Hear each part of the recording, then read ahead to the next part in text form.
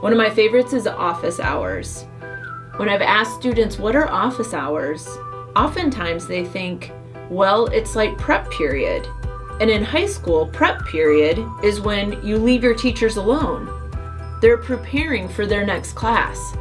And so if you think about prep period as being the same as office hours, you would never go.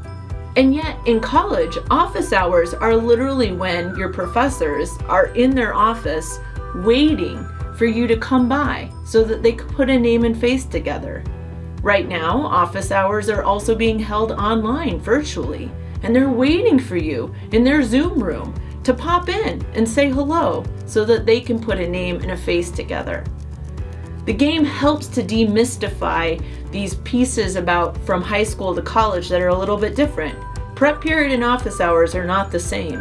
And man, you want to take advantage of your professor's office hours.